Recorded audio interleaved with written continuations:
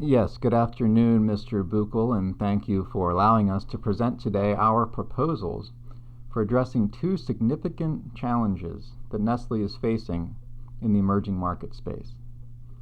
I am Greg Fletcher, and I'm joined here today by my colleagues on the Emerging Markets Leadership Team, Amanda Cade and Sandy Jordan.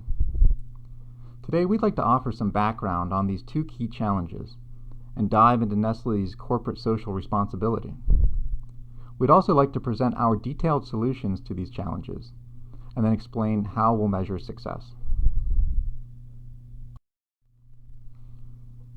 The first challenge facing Nestle in the emerging market space is deciding whether to market infant formula to consumers in least developed countries, or LDCs.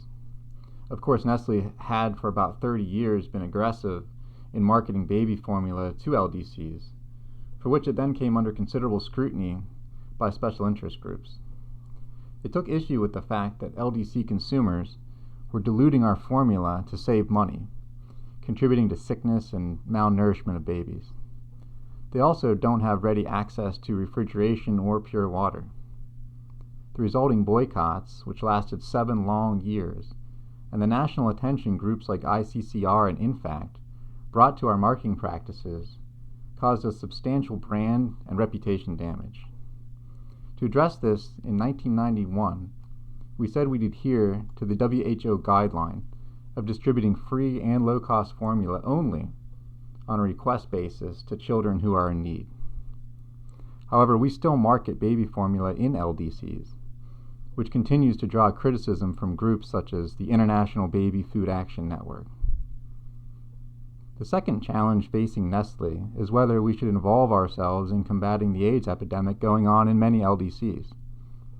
The HIV virus that causes AIDS can be passed from mother to baby via breast milk, and therefore, using formula can cut down on virus transmission. As global corporate citizens, we stand ready to respond to this particular crisis, as we've done with past crises. However, our offer to donate formula has been rejected by UNICEF, which doesn't think we have a role to play in the epidemic. So considering these two challenges, the questions Nestle needs to address are, should we continue to market formula to these least developed countries? And how should Nestle respond to the AIDS crisis? Before considering our proposals to address these challenges, it would be helpful to first examine our responsibilities in the global arena more broadly. Our Code of Business Conduct opens by stating that Nestle is governed by integrity, honesty, and fair dealing. Nowhere are these principles and our social responsibility more important than when interacting with vulnerable stakeholders like consumers and LDCs. Treating these customers as we'd like to be treated ourselves, which includes recognizing their right as consumers to not be harmed by our product, will enhance our reputation, which is one of our most important assets, and will move us forward from the sins of our past. We also have the moral duty to respond to global crises while considering social stakeholders such as UNICEF. Getting our strategy right is critical to both achieving corporate legitimacy and operating sustainably. I'll now turn it over to Sandy, who will be proposing specific courses of action for us to take.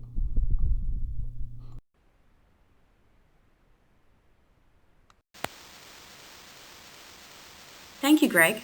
The background and historical information you provided helps to provide the context needed to understand the strategies that we have outlined for Nestle. We recommend that Nestle discontinue its marketing campaign to individual consumers in the least developed countries. This would address the continuous scrutiny that Nestle has been under for marketing to that group. Instead, we recommend that you market your infant formula products to hospitals and doctors who could use their expertise, knowledge of their clients, and discretion as to who should be using the formula. This approach would reduce Nestle's accountability while enabling infants in LDCs to have access to formulas that would provide them with the necessary nourishment. And it would indirectly address the HIV epidemic, which we will cover next. We believe that Nestle does have a role in addressing the HIV epidemic. However, Caution must be used to ensure they do not breach previous agreements with interested parties such as UNICEF. That said, our recommendations provide you with options to address the epidemic indirectly rather than head-on. Our previous recommendation to market formula to hospitals and doctors indirectly addresses the HIV epidemic. It enables the hospitals to provide HIV-positive mothers with formula at their discretion. We also recommend developing 2 educational programs. First, develop an educational program that teaches the benefits of breastfeeding and the role that formula could play for supplemental feeding. This educational program would be suited for all new mothers. Second, develop a program specifically for HIV-positive mothers. This program should focus on the benefits of using formula to reduce the possibility of transmission. Both programs would also highlight the correct way to use formula so infant nutrition is not sacrificed. This would include informing the consumers of the ongoing cost of using formula. This approach would allow Nestle to address the HIV epidemic, exhibit social responsibility, and comply with recommendations from interested parties. Now, how will we measure success? Metrics would be used to determine the success of the strategy. You would be able to measure whether the educational programs have had a positive impact on new mothers and their infants. The rate of HIV transmission to infants would help you understand the impact of the educational program. With us, we also have a visual containing sample data of how Nestle could measure the reasons that mothers are receiving formula from hospitals. This metric would also provide interested party organizations, such as UNICEF, assurance that Nestle was not specifically targeting HIV-positive mothers. From here, I will let Amanda explain why we think this strategy aligns with Nestle's responsibilities. Thank you, Sandy. Here at Nestle, we believe there is a value in ethical behavior. We can see how questionable practices have affected stakeholders' perception of the company and want to show our commitment to corporate responsibility is authentic. We are committed to embracing practices that will improve the current situation in the LDCs. As a company, we truly believe in the cause of assisting mothers in the LDCs and that we have a responsibility to assist in the fight against the AIDS epidemic.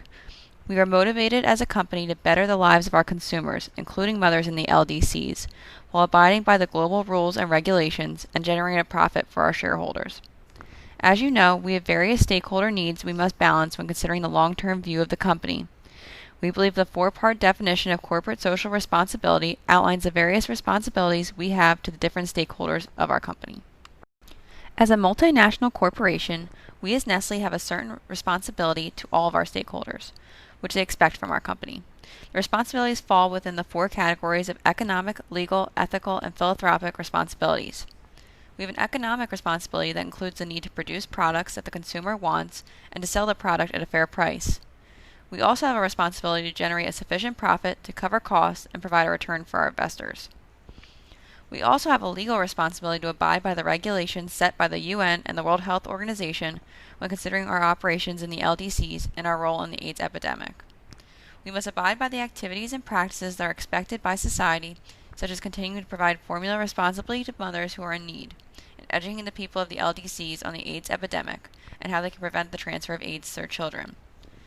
Finally, we have a philanthropic responsibility to participate in activities that benefit the LDCs while abiding by the regulations set by the UN and World Health Organization.